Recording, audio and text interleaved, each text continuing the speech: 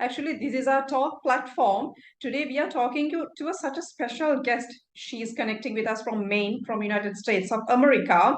And at the moment, she's a reigning queen, and she's a well-renowned beauty queen, Michael Carol Reed Carroll.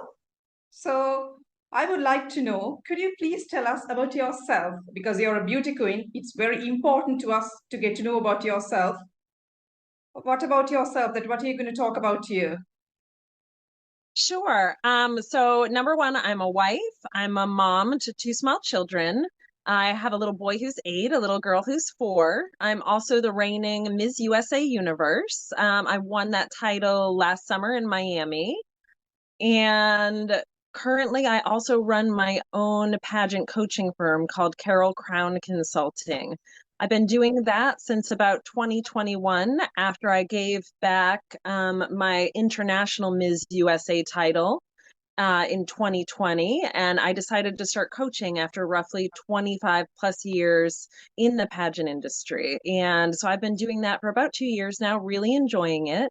And I just am in Maine right now visiting family after having worked at the United States Embassy in Serbia and before that at the US Embassy in Croatia. So we're back in the US after about 6 years of living in Europe and very excited to be speaking with you today. Right. Actually, how many titles that you have won? Because you're there more than 2 decades in the pageant industry. Altogether, how many titles that you have won? Oh gosh. I'm a former World's Mrs. Tourism from 2018. I won that title as World's Mrs. DC Tourism. So I represented District of Columbia in that pageant. And previous to that, I was Mrs. Maine International. And I've also held a couple of like state and regional and like city and county titles in my younger days when I first started competing at age like 20, 21. Nice to hear that journey. So I think I'm talking to the particular and the very much correct person. Who is a beauty Yes. queen? A beauty queen. Oh gosh. I think in today's day and age, a beauty queen is so many different things. Number one, they're hardworking women from all walks of life. Many of them are career women. Many of them may be married, have children. They could be young women who are single and students in university. But I think one thing that really sort of unites us all is that we all have this passion for our community and to be giving back. And that's something that I've been very interested in. And I've been volunteering for roughly 10 to 12 years at this point. And I think that's what a lot of beauty queens are really interested in is using the platform of pageants to help promote their passion projects and their community service and platform issues. That's nice. Mikhail, let me talk to you very frankly. Nowadays, there are so many problems in the pageant industry. I don't know whether you're going to agree with me or not. But we can hear and we can see so many problems in pageant industry. So do you think the credibility of this pageant industry, is it like going upwards or downwards? This credibility of this industry. I think the credibility of the pageant industry is beginning to be won back at this point. I think for a while things were going downhill in the pageant industry. And I think recently the Transparent. transparency of the pageant industry has begun to become more clear to people. I think pageants are realizing they need to be a little bit more transparent. And part of that transparency is making it very clear in each pageant system, I believe, exactly what they're looking for. And when you make those things clear, exactly the type of title holder that you're looking for, exactly what your judging criteria is, the background and the skill set of your judges, and then you end up picking and crowning a woman who meets those types of criteria, I think that helps to build back the credibility of the pageant industry. And I do think that in recent years, it's begun to be built back up, thankfully, because I do think for a while, the pageant industry unfortunately began to lose a lot of credibility. And you could see that through the fact that so many, for instance, of the audience of pageants around the world was really going down. People weren't watching pageants anymore. And I think that's begun to come back some. So that makes me really happy because I love pageantry, and I tend to be a positive person too, so I always try to look on the bright side of things. And I do really think that things are coming back. Okay. When it comes to pageant industry, America is such a big country for that, actually. So at the moment, when you're giving the opportunities for all the countries as the country directors or the country managers to handle these pageants, do you think that do you have to look into the credibility of that director or the manager? What are the criteria that he should fulfill to become a country manager or the director for this pageant industry? I think that's dependent upon the system, and I think now there are so many Let different me pageant disrupt you systems. from there a little bit. I'm sorry, Sure. because most of this, when they talk about these corruptions, they say because of the country director or because of the country manager, they do take money as bribes, or so many stories that we do hear from this industry. Because of the director, only all these corruptions are happening. That's the allegation coming from these all these contestants. That's the reason I want to come up with that question. Okay. Yes, and I think that corruption unfortunately exists in every industry. Um, it can exist in many industries across the world. So pageantry is really no different. And I think also the more corrupt, unfortunately, that either the country is or the region is, then those industries have the opportunity to let that corruption seep into their industry. I feel like generally in the US, which is where I have most of my pageant industry, I can't speak to Sri Lanka, unfortunately. But in the US, generally, I think that there's not a lot of corruption. I think most pageant systems tend to be pretty transparent. That being said, though, I always recommend as a coach, for instance, and also when I'm doing my own research about pageants that I want to get involved in, I do really thorough research on the different pageant systems to decide which pageant system I want to compete in and align myself. And I also, as a coach, really encourage my contestants really do your research on the different pageant systems. Go back 10 years, see who they've been crowning, see if there tends to be a pattern in the ladies that they're crowning. Do they all seem to be each year women that are worthy of that crown? And if it seems like many times that they're not, perhaps maybe look into a different type of system. So I definitely think that research is key when it comes to pageantry to make sure that you're getting a reputable, credible system and one that really is crowning the women that are deserving of the titles. Yeah, true. I do really agree with you. How do you build up a woman to become a queen? Because you're a person I who creates queens, isn't it? So that's the reason I want to yes, know. How do yes, you do that? I I do. So number one, it starts with, I think, really getting mentally prepared for a pageant.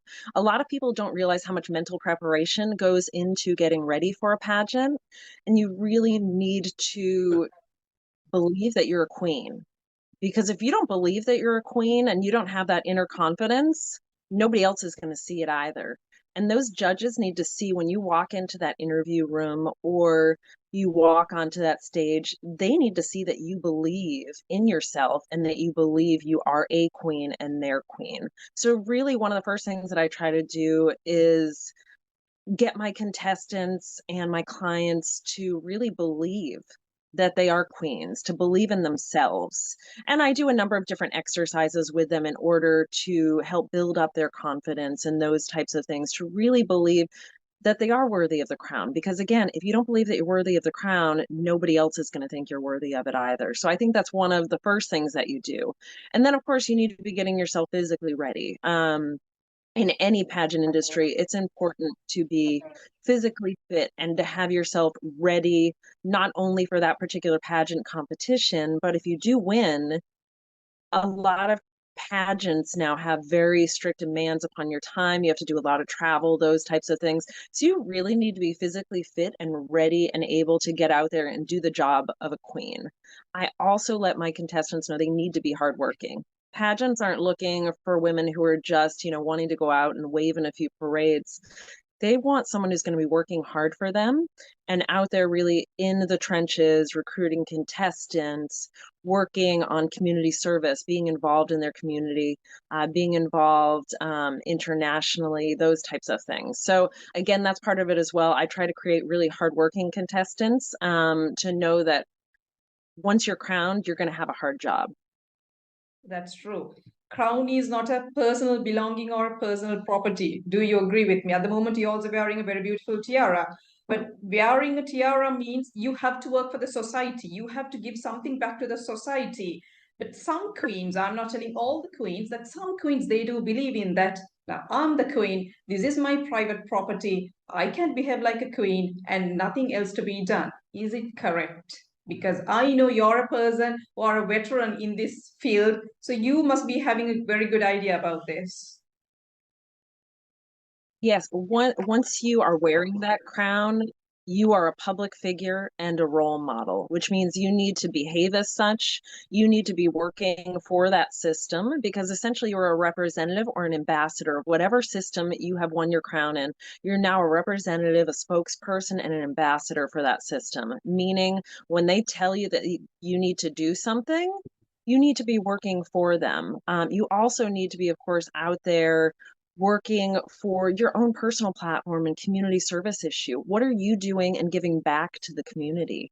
You really need to be involved in your community, figuring out number one, whatever your community service issue is, you should be working on that, but also speaking with people and figuring out what are the issues they're concerned about and is there anything that you can do to help with that. And some systems also have their own sort of mission statement, like the Miss Earth pageant, things like that, where they're very involved in different issues such as climate change and the environment. And of course, if that's the type of system that you've decided to compete in, you also need to be working to fulfill that mission statement and also working to fulfill your contractual obligations. A lot of beauty queens don't realize that once you win that crown, you're usually signing a contract. And when you sign that contract, you need to be, of course, this is coming from my lawyer side as well, be making sure that you're reading that contract and you know exactly what your duties are and that you're working hard to fulfill them. Because if you don't want to, there's probably someone else out there who's more than willing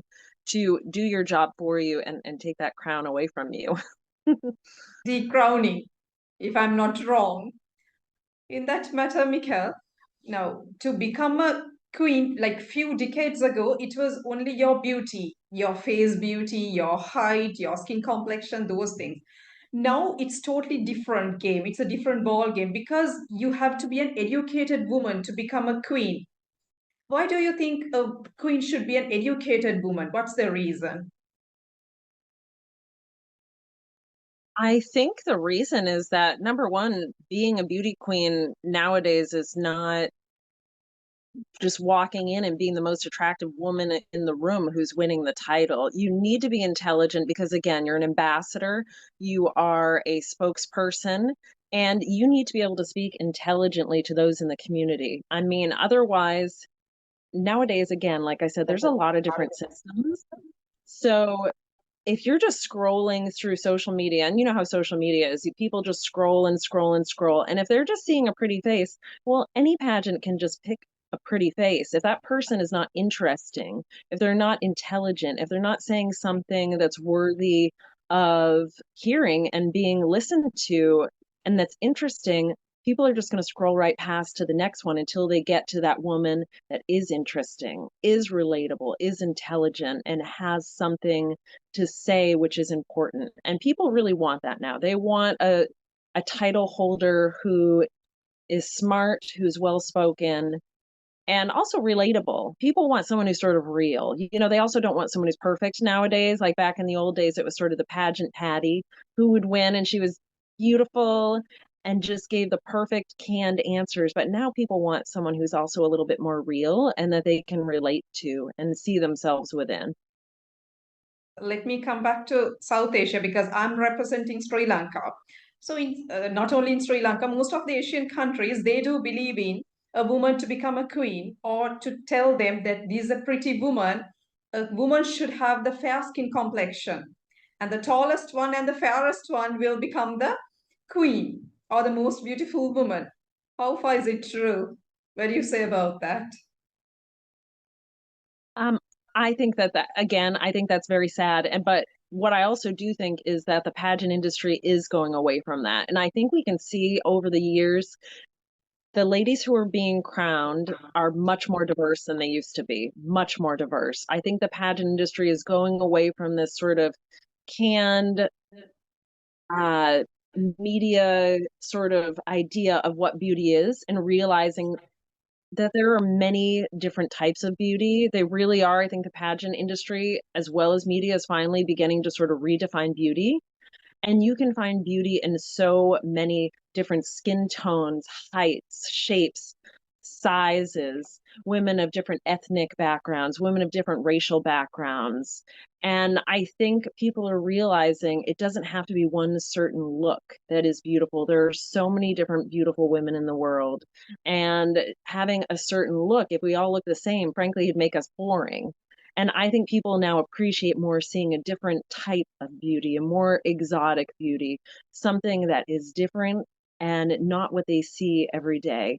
And I'm glad to see that the pageant industry and the beauty industry and media is going away from more of that sort of, for instance, like Malibu Barbie type of look, more to a more diverse look that represents women from all over the world. That's true what you say, because all this time, what we heard, especially in Asian countries, if they want to call you as a beautiful woman, or if you want to wear a crown and become a queen, they want you to be a fair woman or very tall and pretty face. That's all. Because especially when I talk with you, that I can sense that it's not only the skin tone or the hair or the face or the smile. You have to be an intelligent woman. You should be able to talk. You should give something back to the society. Am I correct? Absolutely. And that's part of it as well, that nowadays, again, things have modernized so much. People really want to see that woman who is an all around woman in her community. They don't just want her to be beautiful. They want her to be smart. They want her to be a career woman. They want her to be community minded. They want her to be someone who's very involved in her community and able to speak on pressing social issues. So I think again, part of the reason that we're going away as well from just, the most beautiful women winning the pageants is that people are looking for more well-rounded women who literally sort of represent and have all of those things. They're smart, they're pretty, they're intelligent, they're funny, they're relatable. They have all these different qualities and they're also career minded and ambitious. And I think those are also very important qualities that a lot of women in the pageant industry who are title holders have. That's true. Now, you're a mom. You're a lovely mom and a lovely wife. How do you encourage all the other ladies who are watching us, especially the moms and the wives, to enter to this pageant industry? Do you invite them? Absolutely. I think to me, especially after becoming a mom, so like I said, I've been in pageantry since I was 20 years old. I'm now 45, almost 46. I've had two children, gotten married and all that time. And to me, as a mom, pageantry is my way to sort of escape, the daily things that you go through every day as a wife and mom. You're often at home just in a pair of yoga pants, your hair pulled back, no makeup on. And to me, pageantry is a way to sort of be and remember that I'm also a pretty glamorous, sexy woman. And I encourage women to do it because it's a good way to sort of remember who you are as a person and to really do something for yourself. And I often think that as wives and moms, we can tend to forget that we're also people too, and we have things that and goals, personal goals and things like that that we want to accomplish. And I think pageantry is a great way to do that. It's really helped me in my journey in life to really remember who I am. And I think also when we're filling ourselves up with things that we enjoy, which for me, that's pageantry. It helps us to be better wives and mothers because when we're happy, I think we're giving back to our family in a way that's much better. So, would you like to thank your husband for all the support that he's giving you? Because I'm pretty sure without his support, you can't come this far. So, would you like to thank him? Yes, I would. I'd like to thank my husband. I would love to thank my mom. My mom, of course, has been there since, I started this journey 25 plus years ago. My children are very supportive. And also, of course, I have a wonderful network of friends who have supported me throughout this journey, as well as coaches that I worked with to get to where I am and become, as successful as I have been in the pageant industry. So there's definitely so many people, but yes, especially my husband. He's been there every step of the way. Great. And let me ask you this question because we are running out of the time actually. So let me ask this. Is there any particular way, because you're a person who got involved in this pageantry industry for more than 2 decades, to stop this corruption? Because always a country needs a real beauty queen. That means who will represent the country, who can be a great ambassador to that country. Is there any particular ways what you can suggest to stop this corruption in this pageantry industry? Again, like I said earlier, I think transparency is very important. And if certain pageant systems have been getting feedback that people feel that their recent queens are, for instance, uh, not who most people thought they should be, that type of thing, that maybe they need to think about being more transparent. Again, really stating publicly exactly the type of title holders they're looking for, perhaps being willing to release the scores, those types of things. I think also contestants appreciate those types of things as well as the public. And to me, when I'm a contestant and also as a coach, I appreciate it not only when there's just scores, but if there's some sort of constructive feedback for the contestants about what could they do to improve? If they're Right. interested in winning the title the next time, what are the things they can work on? And also, what have they been doing well? It's also nice to know what you've been doing well, but also possibly the things that you might be able to work on. Even if there aren't scores, I think sometimes that constructive feedback can be even more helpful to contestants. Okay, would you like to talk about your coaching school? Because it would be a great news to hear to us, actually to our audience as well. Yes, absolutely. So I've run my coaching firm, Carol Crown Consulting. We are a full service pageant consulting and coaching firm. Basically, I meet with most of my clients from across the globe, usually during video coaching sessions. And I really study the particular pageant system that they're competing in, do all my research, make sure I know the pageant system inside and out, and then we work on every aspect of that competition that they need to prepare for. So really, I'm coaching girls from everything from walking to wardrobe selection, personal branding, social media presence, personal image, those types of things. And of course, interview. Interview, really, I think most of us know have been in pageantry. That's where you win a pageant. It's by being that woman in the interview that they fall in love with, and also that's really projecting to the judges and the director that they're hardworking and they're going to help take this pageant to the next level. That's what almost any pageant is interested in, and we really focus on that at Carol Crown Consulting as well. And I'd love to work one-on-one with clients and really help them to be their best selves as they're in their pageant journey. And I love seeing how contestants grow. I have a number of returning clients, and I love seeing how they've grown from the beginning until when they win their crown. Thank you. Thank you very much, Miguel, for joining with us. Especially as a reigning queen, it's a great pleasure to me as well and to my country as well. And Thank thank you very much for joining with us. And we would like to see you in Sri Lanka. Great. I have been. I had the pleasure of visiting Sri Lanka with my husband and two children in February, almost the entire month of February 2022. And I absolutely love Sri Lanka. I fell in love with it. It had been a place that I dreamed about visiting for years. I once met this young Sri Lankan woman when I was living in Hawaii, and she was so beautiful and kind and wonderful that I said to myself, I really want to visit Sri Lanka one day. That seems like an amazing place. And so last year we had the opportunity to go, and my family and I visited, and we fell in love with it. We spent about 2 weeks there, traveled all over the country from Yala up to Sigiriya to Gal, and we enjoyed every place that we went, and it's definitely a place we would love to return to. We love the people, we loved the food, we love the nature and the beauty. So I'm really jealous that you're in Sri Lanka right now, and I'm in Maine, which is lovely but cold. I also really love the tropical climate in Sri Lanka. It's a great So honor to hear about our country. It's nice. So please do visit us again with your family, and we wish you all the very best to produce more and more beauty queens to your country. Thank you very much, and God bless you. thank you so much. And I certainly hope to be working with a number of gorgeous and beautiful and talented Sri Lankan queens in the future as well. Thank you. Thank you very much.